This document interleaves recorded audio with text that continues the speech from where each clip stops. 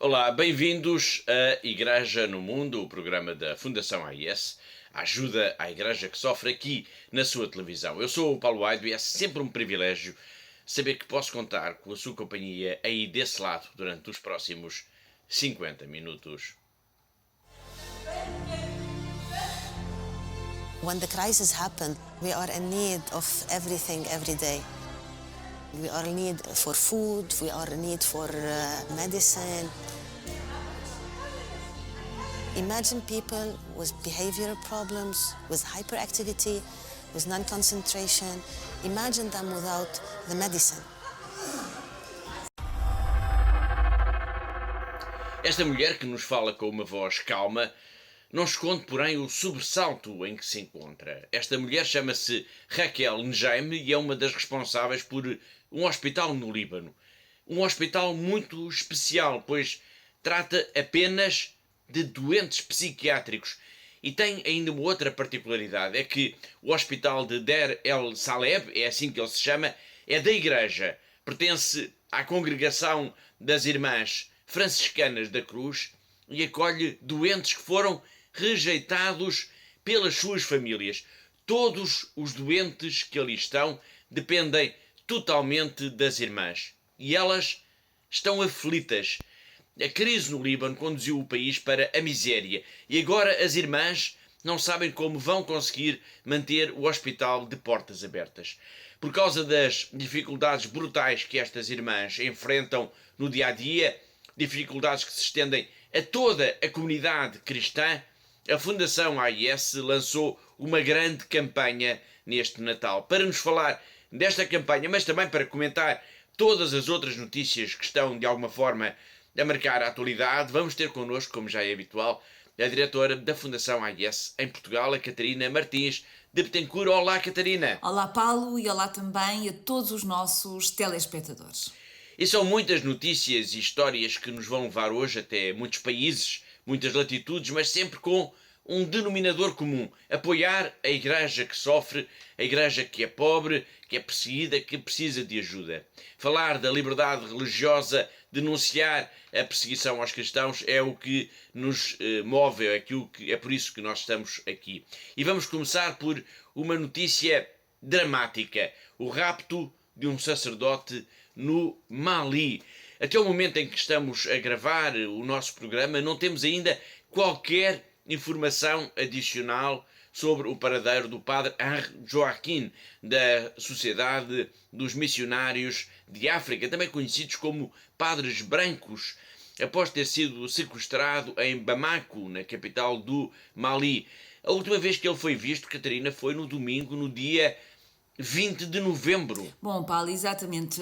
De facto, este sacerdote ele não terá sido raptado, de acordo com as escassas informações que temos até ao momento, no domingo, perto da escola onde trabalhava e no momento em que se preparava para ir celebrar a missa numa igreja da região. Portanto, foram exatamente os fiéis desta comunidade que estranharam a demora do sacerdote e que decidiram então ir à sua procura, ao seu encontro, e acabaram por encontrar o seu automóvel abandonado, a cruz que ele usava sempre também estava caído no chão, e tudo isto leva a crer que ele terá sido levado à força dali, daquele local. Horas depois de a notícia do sequestro ter sido conhecida, o presidente internacional da Fundação AIS lembrou, num comunicado enviado para as redações, que o padre Hans tem sido apoiado na sua missão pela AIS e é naturalmente com preocupação que está a acompanhar este caso.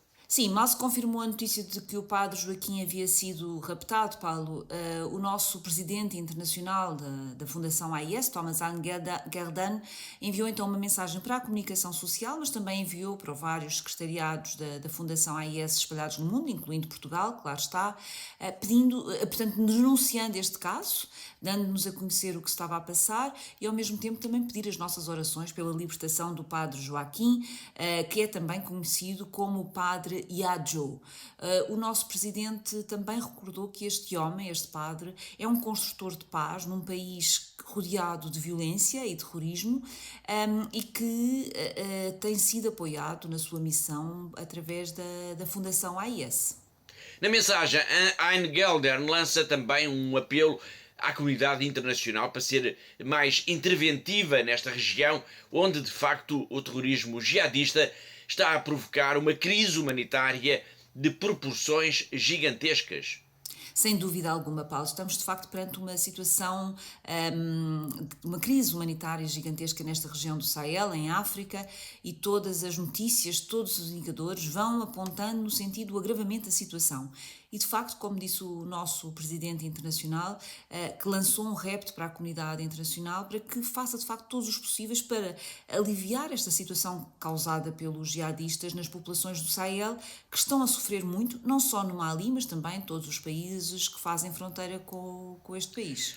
Estamos a falar no rapto do padre alemão Hans Joachim. Já sabemos que o seu trabalho como missionário no Mali vinha a ser apoiado pela Fundação AIS. Que trabalho é esse, Catarina? Bom, o padre Hans Joachim Lohr desenvolvia um trabalho, portanto, até ao dia em que foi raptado, desenvolvia de facto um trabalho muito importante ao nível do diálogo interreligioso, lecionando no Instituto da Educação Cristã Islâmica. Claro que, como sacerdote, dava também apoio a várias comunidades e, aliás, foi raptado quando ia mesmo celebrar missa numa dessas comunidades, numa igreja em Bamako, a capital do Mali. Mas esta missão da formação para o diálogo entre as religiões, era de facto o mais importante e, como disse há pouco, também era uma missão que era apoiada diretamente pela Fundação AIS. O Mali é um país africano que está situado numa região que tem vindo a ser palco de constantes ataques por parte de grupos terroristas de inspiração jihadista. Este sacerdote estava ciente dos riscos que corria? Sim, ele próprio disse isso em entrevistas e sempre que se encontrava com alguém da Fundação AIS, portanto, ele chegou mesmo a dizer que havia sido avisado que os jihadistas estavam a observá-lo, estavam a ver o que ele fazia, o que ele dizia, assim como outros elementos também da Igreja neste país. No entanto, e apesar de ter consciência de que poderia correr o risco de vida, de que poderia ser raptado, como efetivamente aconteceu agora, o padre Joaquim não desistiu e não se desviou do essencial, que era o seu trabalho como missionário no Mali. Um trabalho que, como já vimos, passava muito por cultivar as relações entre comunidades religiosas, por cultivar o diálogo entre cristãos e muçulmanos. Recentemente ele gravou uma pequena mensagem em que fala um pouco de si, do seu trabalho como sacerdote, e agradece mesmo a ajuda da Fundação AIS à sua missão no Mali, à missão da Igreja em África. I am Father Hayo Lore. I belong to the Society of the Missionaries of Africa, formerly called White Fathers. I come from Germany, near Paderborn, but since nearly 30 years I'm living in Mali, in West Africa, now precisely in Bamako, where we have a big center for the Christian-Muslim dialogue, which trains lay people, priests, sisters in Islamic studies. We give them a profound knowledge of Islam, so once they go back to their community, they may be able to build bridges, to have contacts with the surrounding mosques. And there are strong fundamentalist currents in Mali right now, but the large majority just wants to live in peace.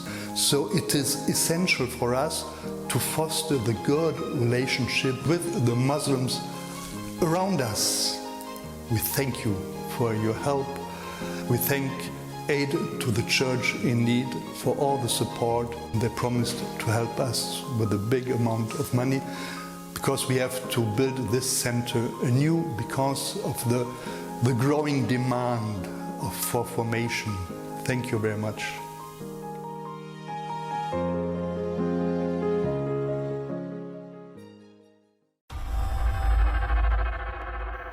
Continuando por África e continuando a falar neste longo braço do terror que representa hoje em dia o jihadismo, com grupos radicais islâmicos que, de armas na mão, querem impor a submissão de populações inteiras, nomeadamente dos cristãos, vamos agora até à Nigéria e trazemos até si mais uma história dramática de uma jovem que foi raptada pelo temível grupo Boko Haram.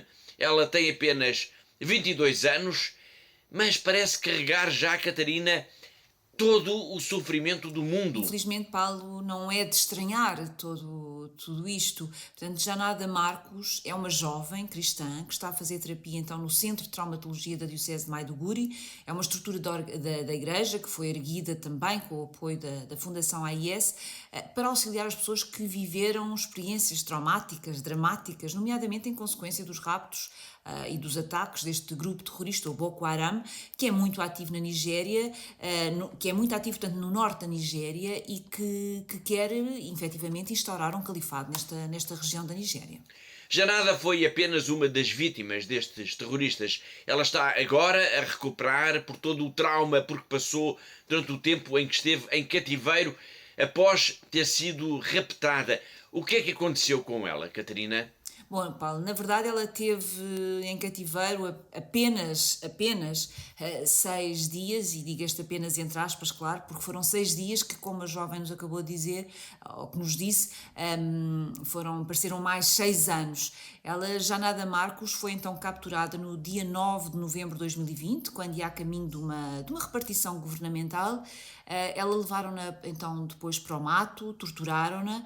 Ela diz que foi torturada emocional, física e mentalmente durante 6 dias. É por isso que ela diz que esses 6 dias parecem como longuíssimos 6 anos. Exatamente, ela diz que passou por experiências terríveis e perversas. Portanto, ela foi libertada a 15 de novembro. Logo depois a mãe procurou então ajuda neste Centro de Traumatologia da Diocese de Maiduguri, onde iniciou de facto o tratamento. E foi aí nesse centro que Janada Marcos falou com a Fundação AIS. Trata-se de uma estrutura, já o dissemos, que foi erguida com o apoio da Fundação AIS para o tratamento psicológico das vítimas do terrorismo na Nigéria. E, entretanto, como tem sido esse processo de reabilitação de Janada? Tem corrido bem, apesar de este ser, como é fácil de compreendermos, um processo lento e difícil, Paulo. Entretanto, ela inscreveu-se também na universidade, mas vai também ganhando outras competências, como, por exemplo, a fazer artesanato, costura, mas o mais importante foi mesmo o que já conseguiu emocionalmente, ao nível da superação da dor porque passou. Tem sido um processo em que a sua fé também a tem ajudado e que tem tido um papel muito, muito importante. Importante a que nível, Catarina? Bom, ela conta-nos que aprendeu a reaproximar-se de Deus e até já conseguiu perdoar aos terroristas que a violentaram há 2 anos. Portanto, no depoimento que ela nos fez, Paulo, ela diz-nos que, e há uma frase muito bonita, em que reconhece ser difícil esquecer tudo aquilo por que passou às mãos do Boko Haram, mas diz que já conseguiu perdoar a todos os terroristas e que até reza pela sua redenção. A jovem Janada Marcos é vítima do terrorismo. A sua vida terá sempre um antes e um depois desse dia 9 de novembro de 2020, em que caiu nas mãos dos malfeitores que querem impor um califado no norte da Nigéria. Mas há milhões de outras pessoas que, de alguma forma, são também vítimas do Boko Haram. Todos os que fugiram, todos os que perderam familiares e amigos, todos os que vivem agora, por exemplo, em campos de deslocados, todos eles são vítimas e precisam também da nossa ajuda. The ongoing conflict in Nigeria, started by Boko Haram in 2009, caused widespread displacement and violations of human rights law. At the height of the conflict, up to 2.1 million people fled. Of those, 1.8 million are now internally displaced. I'm here together with some of our brethren because we are displaced as a result of the threats by Boko Haram. What is really going on in my state has to do with gross human rights abuses that is taking place in my state and the neighboring state, where Christians are being targeted and shot at. Sometimes they follow the Christians in their homes and shoot at them. At other times, they follow you in your worship places and either bomb or kill you. The children you see me with know what a bomb is, know what gunshots are. So because of the threats of our lives and the lives of our families, we have to move to Jos Plateau State, where we try to find refuge here. Yesterday they shot a custom officer who is not a Christian, but when they go to shoot, the Christians are being killed without giving him a second thought. So the situation is erratic and not quite good for living. So people have to move.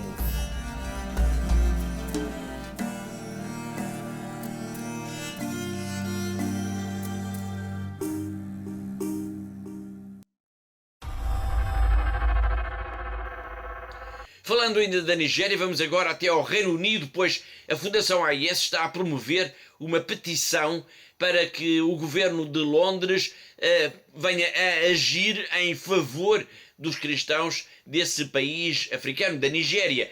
Petição que, Catarina, já recolheu mais de 2.000 assinaturas. Exatamente, Paulo. Já foram mais de 2.000 assinaturas e o apoio de pelo menos 15 deputados é o resultado até ao momento então desta petição que foi lançada em outubro pelo secretariado inglês da Fundação AIS em favor dos cristãos da Nigéria. Uma petição que tem o apoio já de algumas figuras de relevo da vida pública do Reino Unido. Sim, eu referi estes 15 deputados, mas podemos também falar em figuras como, por exemplo, Lord Alden, de Liverpool, a baronesa Caroline Cox, entre outros.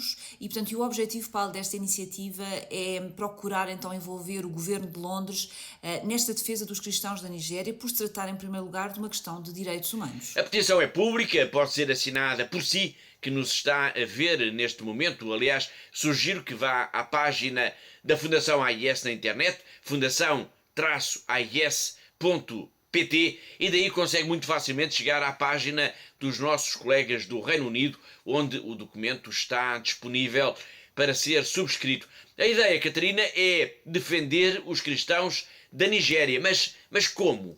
Bom, o que se pretende com esta petição é que o governo de Londres então use toda a sua influência a nível internacional para conseguir que as autoridades da Nigéria sejam mais ativas, impedindo então esta atuação dos terroristas e prendendo-os e levando-os também à justiça, mas ao mesmo tempo também agindo de forma a que os lesados sejam compensados pela destruição das suas propriedades e que tenham dessa forma também meios de subsistência dignos, porque muitas vezes, Paulo, os terroristas destroem tudo, destroem aldeias, vilas inteiras e as famílias ficam sem nada, portanto ficam sem quaisquer condições de sobrevivência. Sinal também do forte envolvimento do secretariado britânico da Fundação AIS no apoio aos cristãos da Nigéria, o lançamento do relatório Perseguidos e Esquecidos, de que vamos voltar a falar daqui a pouco, foi apresentado na Câmara dos Lordes em Londres no dia 16 de novembro. O orator principal foi Dom Jude Arogundade, bispo de Ondo,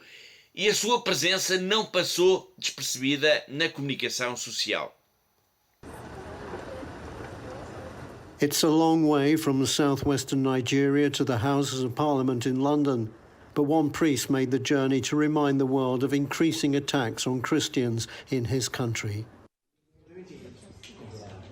Bishop Jude Arungundade from Ondo State said the attack by jihadis at St Francis Church in Awa last June, which left more than 40 Christians dead, changed his life. Going into that church and seeing so many bodies lying lifeless in the church was the worst thing I've ever seen in my life. I've never seen such a thing before. The armed men entered St Francis Church and fired at the congregation during a service to mark Pentecost. No one's ever been arrested, and Bishop Jude says the federal government isn't doing enough to catch the killers.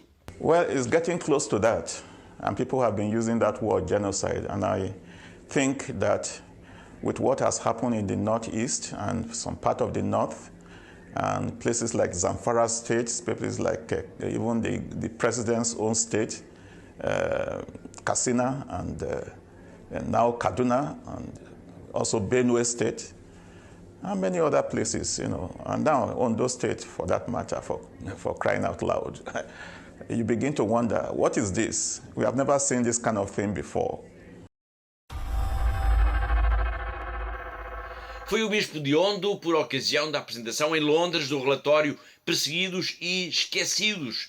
Em Portugal, o documento foi apresentado no dia 23, em Lisboa, e foi mais um momento em que benfeitores e amigos da Fundação AIS estiveram juntos, partilhando, Catarina, a preocupação pela situação dos cristãos no mundo. Exatamente, Paulo. Estivemos então na Igreja do Campo Grande, em Lisboa, no fim da tarde, a apresentar então o relatório, as principais conclusões deste relatório, e houve um período também muito interessante de perguntas, respostas, em que discutimos com o padre Hugo Gonçalves como é de facto importante o envolvimento de todos na defesa dos cristãos perseguidos.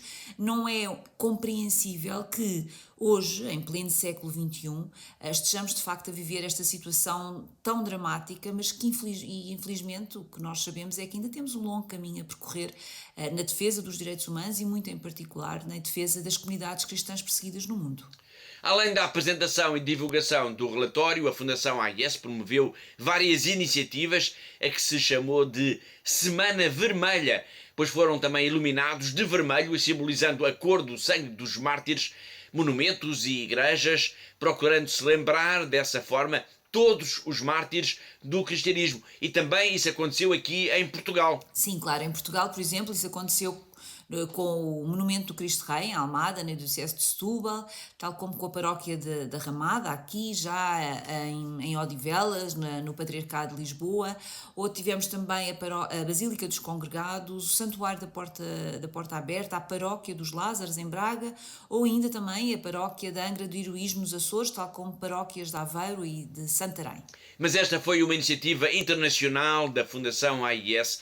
Durante os últimos dias, em novembro, houve monumentos e igrejas iluminados de vermelho em vários países e isso não passou despercebido ao Papa Francisco. Pois não, Paulo, e foi fantástico perceber que o Santo Padre não deixou de acompanhar esta nossa iniciativa internacional, como fez até questão de falar com um grupo de peregrinos polacos que participaram então na audiência geral no Vaticano na quarta-feira, dia 23 de novembro. Vamos então rever essas palavras do Papa Francisco, em que desde o Vaticano saudou, através dos polacos ali presentes, a Semana Vermelha, esta iniciativa da Fundação AIS de apoio e de alerta para a situação dos cristãos perseguidos em todo o mundo. Saluto cordialmente tutti i polacchi. Vi sono grato perché in questi giorni vi siete uniti con i cristiani perseguitati nel mondo partecipando all'iniziativa del Red Week e pregando per loro in modo particolare nel santuario di Jasna Gloria. La Madre di Dio conceda loro la piena libertà e consolazione nella sofferenza. Vi benedico di cuore. Foi o Papa Francisco a saudar a Semana Vermelha, iniciativa global da Fundação AIS, que ficou marcada pela divulgação do relatório Perseguidos e Esquecidos, e pela iluminação também de vermelho, a cor do sangue dos mártires, de igrejas e monumentos um pouco por todo o mundo. Há pouco estávamos a falar na apresentação do relatório aqui em Portugal, que ocorreu na Igreja do Campo Grande e que contou, já o dissemos, com a presença do padre Hugo Gonçalves. No final do evento falámos com ele sobre este documento que nos permite fazer um retrato do mundo no que diz respeito a esse direito humano tão espezinhado, o direito à liberdade de pensamento, de consciência e de religião. Será que podemos falar de um silêncio cobarde face a esta situação? Não sei se é um silêncio cobarde. Há pouco estava ali a pensar que o silêncio também pode ser uma forma de perseguição, não é? Silenciarmos determinado grupo, não é? Quer seja religioso, quer seja de outro aspecto qualquer da sociedade. Isso também pode ser um esquecimento, não dar voz a alguém nos seus sofrimentos. Isso de certa maneira também pode constituir uma forma de perseguir, não é? Há pouco na apresentação do livro, nas breves palavras que lhe referiu, disse que nós estamos longe desta realidade que o relatório nos traz, mas no entanto não podemos ignorar que um dia poderemos vir a estar a viver também algo desse género. Teme que esse dia venha a ocorrer a curto prazo, a médio prazo? Pois, isso nunca se sabe, não é? A verdade é que hoje em dia as coisas acontecem muito rapidamente. Portanto, as mudanças hoje em dia dão-se de uma forma muito mais rápida e inesperada do que há uns anos atrás acontecia. Surpreende-nos também ver ali países que já tiveram um contexto completamente diferente, como por exemplo Moçambique, não é? E agora vemos Moçambique ocupado por forças islâmicas fundamentalistas que também perseguem os cristãos e também outros grupos da sociedade.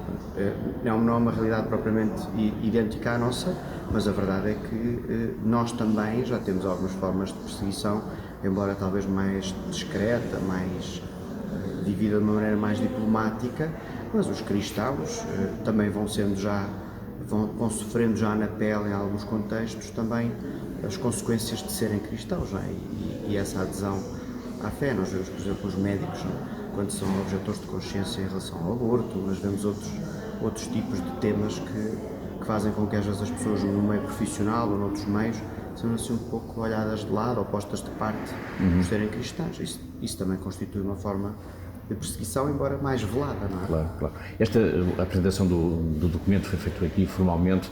Já não é a primeira vez que a paróquia do Campo Grande acolhe a Fundação AIS. Há uma relação de estima grande sobre o trabalho da Fundação AIS? Como é que vê este trabalho? No meu caso pessoal, sim, e a paróquia também. Ou seja, a nossa paróquia é uma paróquia muito consciente, não é, dos problemas da atualidade. Ou seja, gostamos muito que a palavra depois também encarne, também vá ao encontro da vida concreta das pessoas e daquilo que se está a passar no mundo. E, portanto, na paróquia também há muitas pessoas despertas para estas situações, que olham mais longe, não é? E que tentam também perceber como é que podem ajudar. No meu caso pessoal, é assim, já desde há algum tempo que nutro assim, uma simpatia grande pela Fundação e pelo trabalho que desenvolve e admiro mesmo muito, não só o facto de estarem a fazê-lo, mas depois a qualidade com que o fazem, a forma como nos apresentam esses casos e também como depois fazem chegar as nossas ajudas assim ao outro lado do mundo, em situações que até logisticamente são muito desafiantes, não é?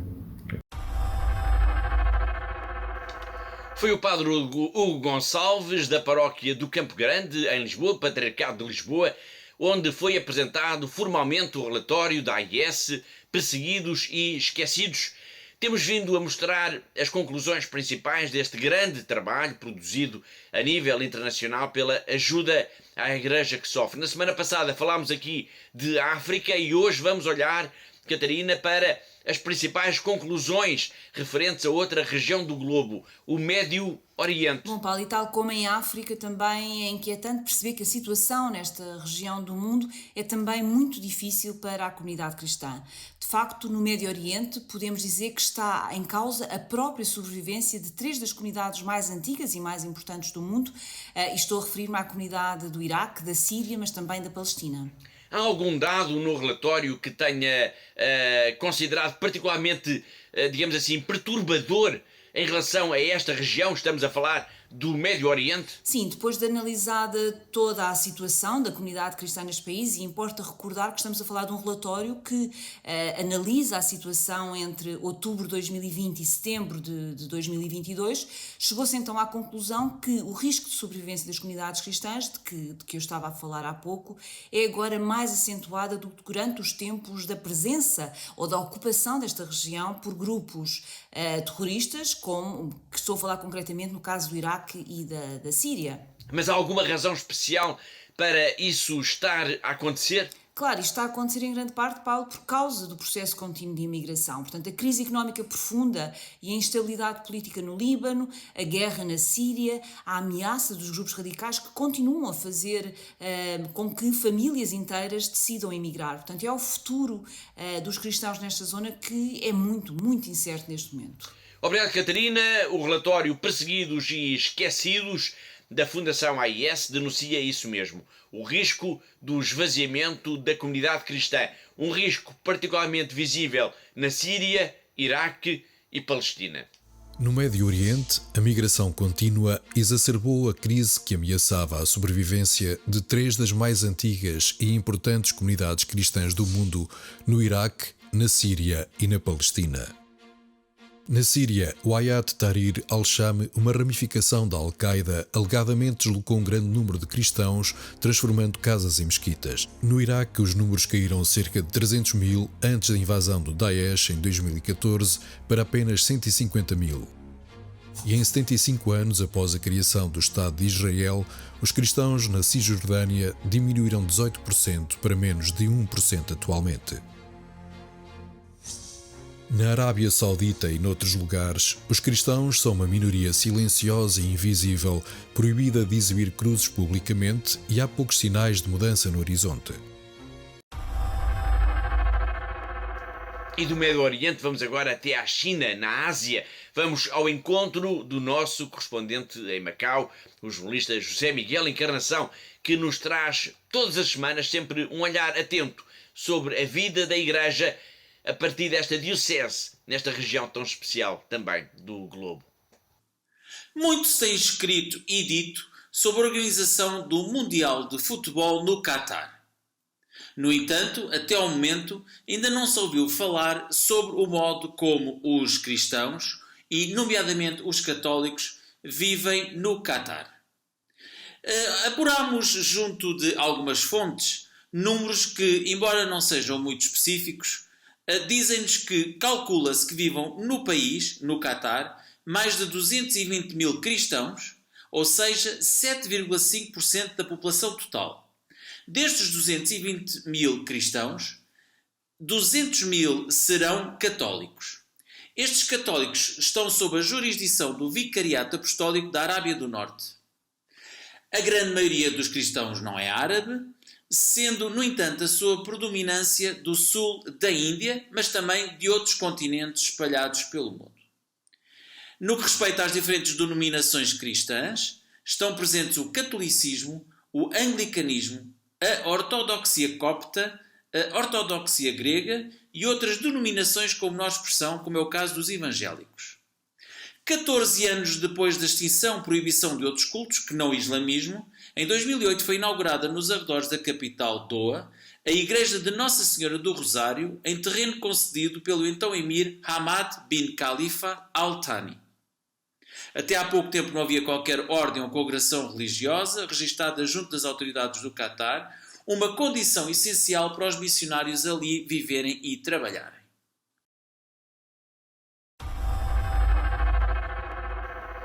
Foi José Miguel Encarnação, nosso correspondente em Macau, na China, e assim chegamos ao fim da primeira parte do nosso programa. Na segunda parte vamos retomar o contacto com a irmã Miri, a religiosa portuguesa que está em Cara, na Síria, e que escutámos, aliás, aqui na semana passada. Hoje ela vai falar-nos da crise profunda que está a afetar este país e que chegou também à própria Igreja. E depois iremos, claro, ficar a conhecer tudo sobre a história que falámos logo no arranque do programa. A história sobre os hospitais psiquiátricos no Líbano. E por que razão nos pedem ajuda? Não pode mesmo deixar de ver esta história. Nós vamos agora para um breve intervalo, mas voltamos daqui a instantes. Até já.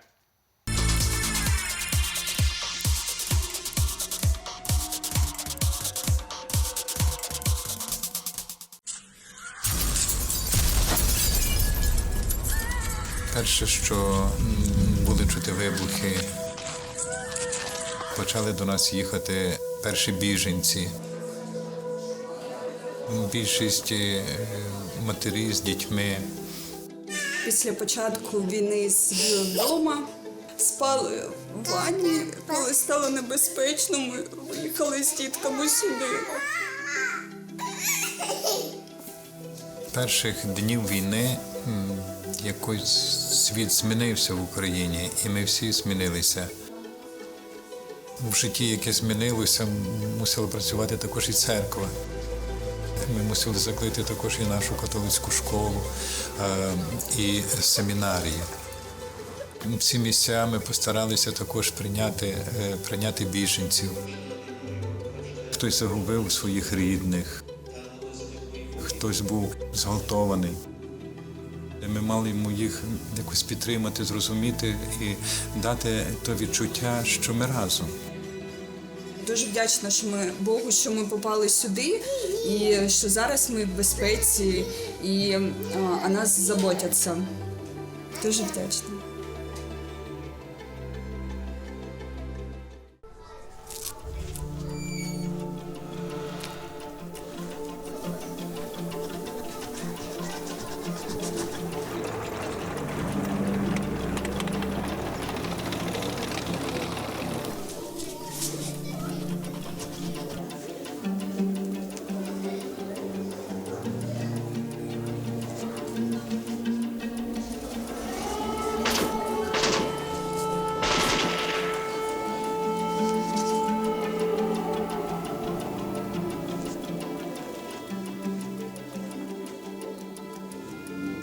Это российский танк, это украинский. Вот российский, а Россия вот так даже. Вот все, нет России, улетела Россия. Типа. Пыль полная стала. А я буду рисовать растения.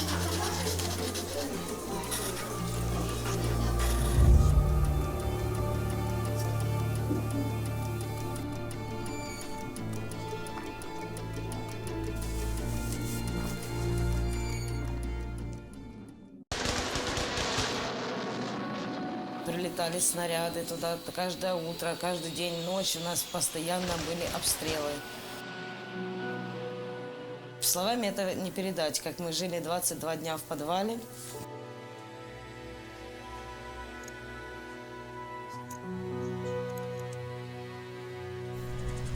Спали на полу, ели то, что приходилось найти нам в магазине.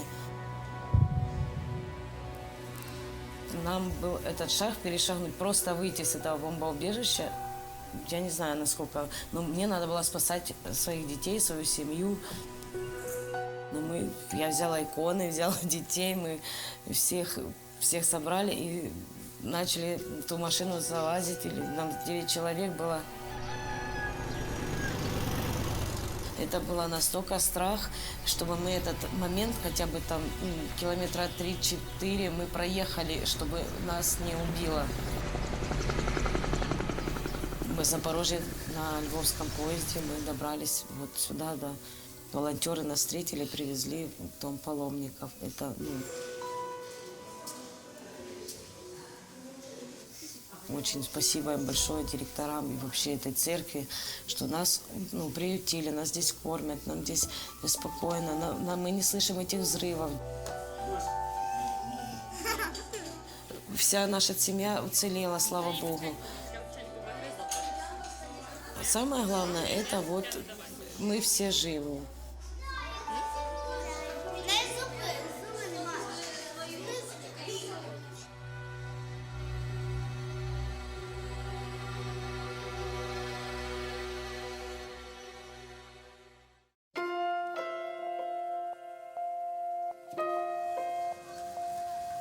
Está a tornar-se cada vez mais difícil para os cristãos de todo o mundo praticar e viver a fé.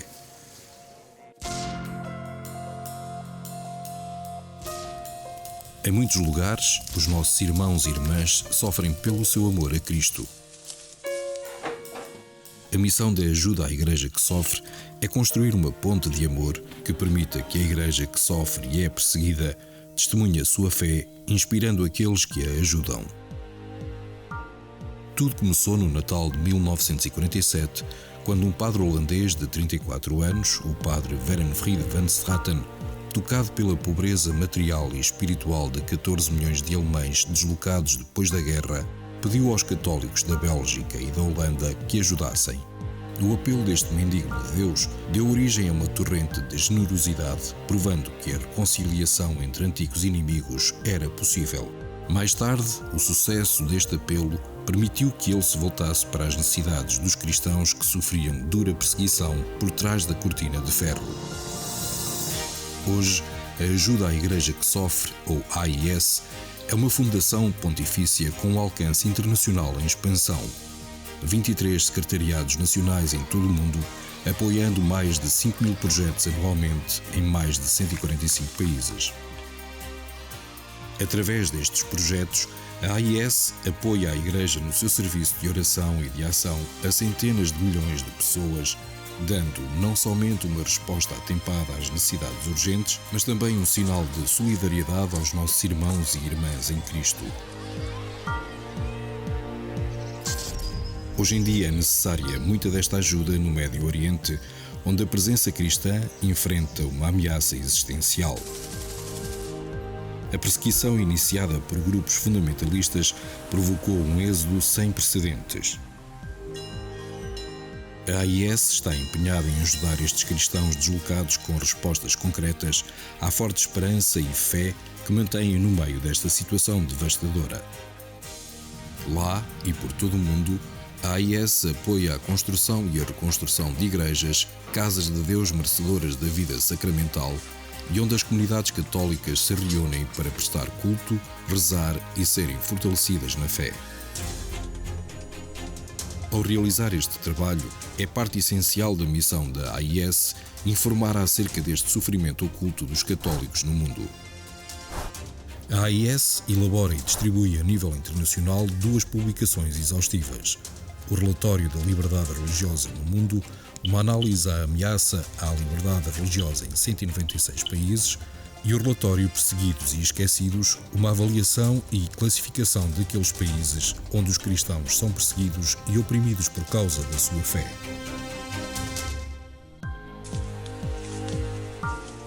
Perante este mundo, carregado de tantos sofrimentos, uma das necessidades mais importantes é a oração. A AIS apoia as religiosas de vida contemplativa, permitindo que, com a sua humanidade, libertem uma poderosa fonte de amor de Deus. São as religiosas de vida ativa que cuidam daqueles que carecem de ajuda espiritual ou material, principalmente nas regiões isoladas. A AIS apoia anualmente mais de 12.000 religiosas, ajudando-as a viver a sua vocação. A AIS também contribui para aqueles sacerdotes que mantêm viva a fé nas suas comunidades, mas que, contudo, vivem na pobreza. Anualmente, 43.000 sacerdotes recebem estipêndios de missas dos benfeitores da AIS, que solicitam a celebração de missas pelas suas intenções. Estes testemunhos inspiram jovens corajosos a oferecer a sua vida para servir a Igreja. Mas nas regiões pobres, responder a este chamamento é um percurso difícil. Para aliviar esta necessidade, todos os anos a AIS apoia a formação de aproximadamente 13.000 destes futuros padres por todo o mundo. Onde os fiéis não podem ir à Igreja, a AIS ajuda a Igreja a ir até aos fiéis, providenciando os meios de transporte necessários aos padres, religiosas e catequistas para servirem nas áreas mais remotas.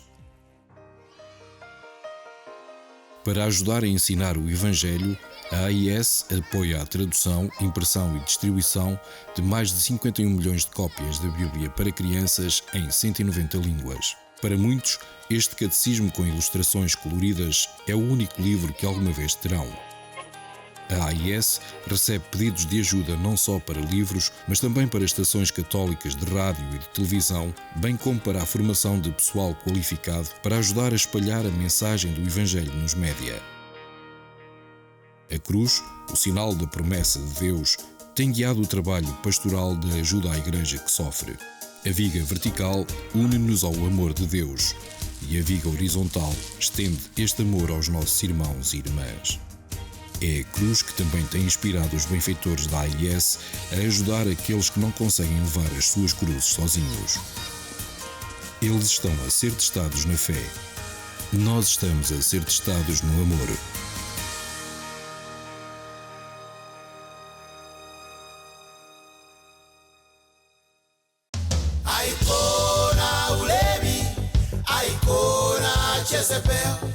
Oh Lord Jesus, help me obey commandment 6. Icona Ulevi, Icona Jezebel. Oh Lord Jesus, help me obey commandment 6. Jesus is the way, Jesus is the truth, Jesus is life, the light in my path. Deliver me from evil, help me overcome. Oh Jesus, oh Jesus, oh Jesus, oh Jesus, yeah. I can say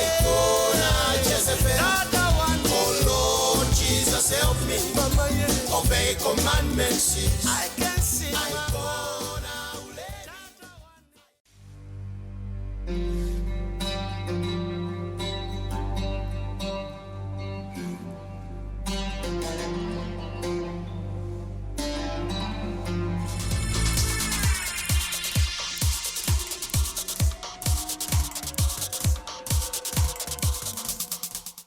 Olá de novo, está a ver Igreja no Mundo, o programa da Fundação AIS aqui na TV Canção Nova. Eu sou o Paulo Waido e comigo está a Catarina Martins de Betancourt, a diretora da Fundação AIS em Portugal. Na semana passada escutámos uma parte da mensagem que a irmã Maria Lúcia Ferreira, mais conhecida como Irmã Miri, nos enviou ao telefone desde a Síria. Uma mensagem que teve um enorme eco internacional através do portal de notícias oficial do Vaticano. Uma mensagem, dizia, em que agradece o apoio que a Fundação AIS está a dar à comunidade cristã local, mas em que nos faz também um retrato muito preocupante da situação no país. E ela fala-nos de uma crise que está também a afetar a vida da própria Igreja. O que é que se passa, Catarina? Bom, Paulo, a irmã diz-nos de facto que a crise também já chegou à Igreja, porque muitos dos padres casados, daqueles que têm família, estão neste momento a deixar também a região. Nas igrejas católicas de rito oriental é relativamente comum haver, de facto, padres casados. Claro, e o que a irmã Miri diz é que há dois problemas que estão a contribuir então para a falta de sacerdotes. Por um lado, há os padres que estão a partir porque já não conseguem de facto sustentar as suas próprias famílias face à situação terrível em que se encontra a Síria. E por outro lado, há também muitos que estão a partir porque têm filhos, rapazes, e que estão em idade de entrarem no exército e eles não querem que eles venham a ser incorporados no exército porque o serviço militar é neste momento obrigatório na Síria, há 10 anos a esta parte. Depois de nos ter dito que há já gente que passa fome na Síria, escutámos isso aqui na semana passada, a irmã Maria Lúcia Ferreira, a irmã Miri, que vive no mosteiro de São Tiago, mutilado, na vila de Cara, diz que também esta crise está a provocar um enorme risco para a vida da Igreja. A crise económica está a chegar ao clero também. A Igreja de várias, não só aqui na Diocese, mas também de outras dioceses, já ouvimos dizer, a Igreja quando começa a não ter como pagar os salários o suficiente, dar o suficiente aos padres. E aqui no Oriente há muitos padres que são casados e têm família. E claro, têm os filhos, têm a obrigação de cuidar da família, não podem deixar. E então há padres que já emigraram por questão económica. Por exemplo, os combustíveis são caríssimos, a eletricidade há muito pouca, para se deslocar é difícil, e depois há a tentação de viver melhor no Ocidente, o que é realmente triste, de deixar o rebanho começa a ficar sem pastores.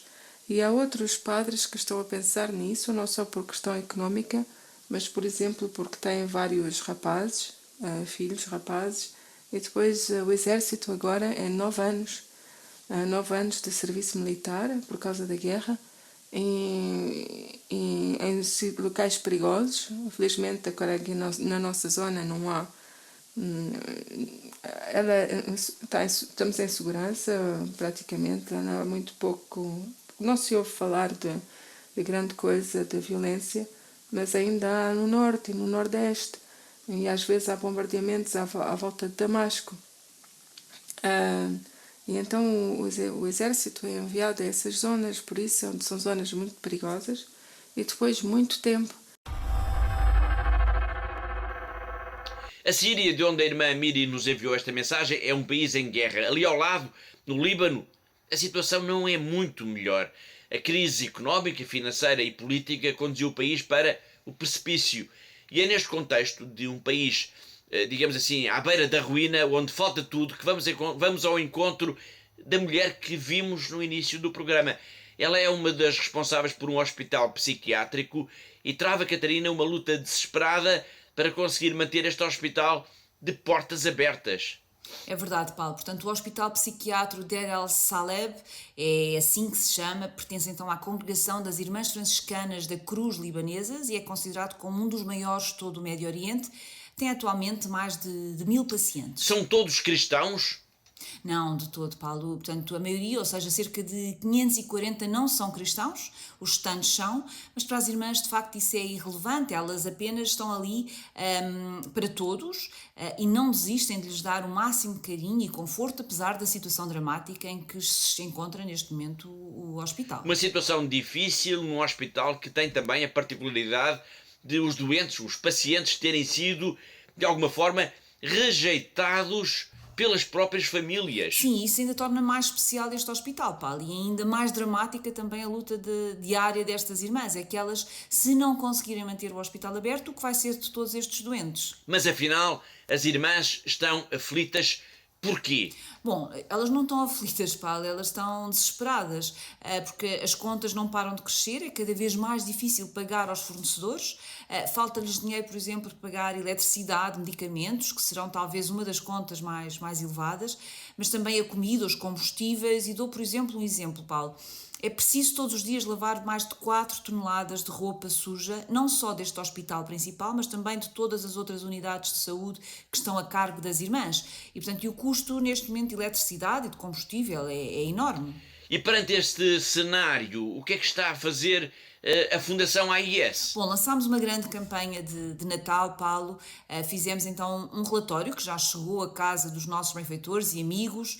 Portanto, a ideia, de facto, o objetivo deste relatório é, de facto, mostrar a realidade dramática em que se vive nestes dois países, em que se encontram estas comunidades cristãs no Líbano, mas também na Síria. Neste caso em particular, não podemos permitir que este hospital simplesmente feche as suas portas. Mas para isso é preciso que a solidariedade aconteça todos os dias, Paulo. Em termos práticos, para quem nos está a ver ou ouvir, ajudar significa o quê? Bom, significa aquilo que cada um de nós puder dar, claro. Portanto, a começar pelas orações por estas irmãs, por estes doentes, pelas famílias cristãs no Líbano e na Síria, mas neste caso concreto, Paulo, deixe-me aqui dar um exemplo de que às vezes com muito pouco podemos fazer a diferença no terreno. Por exemplo, com um donativo de 20 euros, as irmãs conseguem comprar uma caixa de medicamentos. É só uma caixa, é verdade, mas são mais de 1000 doentes e é sempre um começo, Paulo. São mais de 1000 doentes e todos dependem totalmente das irmãs. E elas estão aflitas. A crise no Líbano conduziu o país para a miséria e agora as irmãs não sabem como vão conseguir manter este hospital de portas abertas. When you start working with the boys, you know you cannot leave them anymore. When you come to know them, you cannot see the handicap that they have. You just see the human being inside of them. In the hospital, we have two kinds of patient. Psychiatric patient and the patient that have mental retardation. Both of them are severe diseases, and both of them are diseases that cannot be healed 100%. The families don't accept their children. Some of the families tell us, if he dies, just let me know.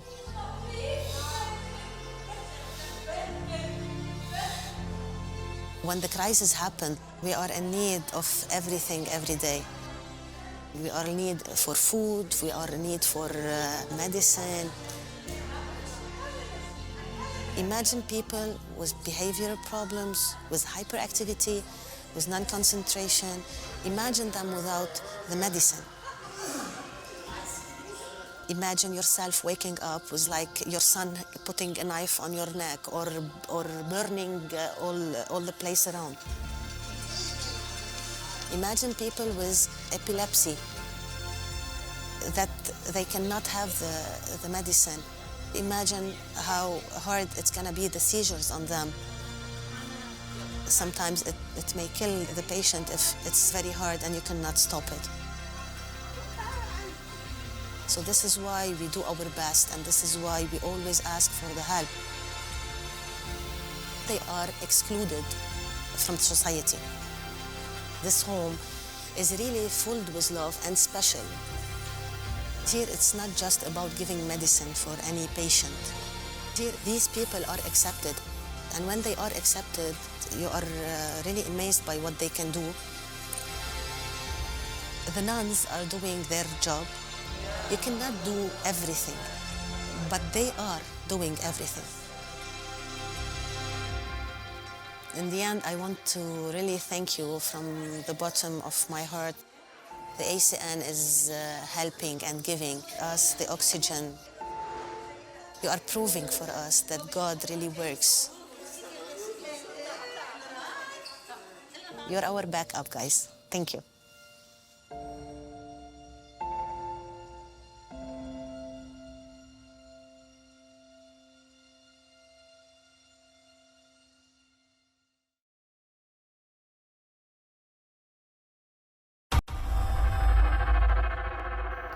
É preciso dar oxigênio à obra notável destas irmãs no Líbano. Ajudar, ajudar, ajudar. É isso que procuramos fazer aqui todas as semanas em Igreja no Mundo. Resta-me agradecer a colaboração da Catarina, a diretora da Fundação AIS em Portugal, assim como de todos os que ajudaram a produzir, a editar e a levar até si este programa. E já sabe, conto consigo, sempre aí desse lado, na próxima semana. Até lá, se Deus quiser.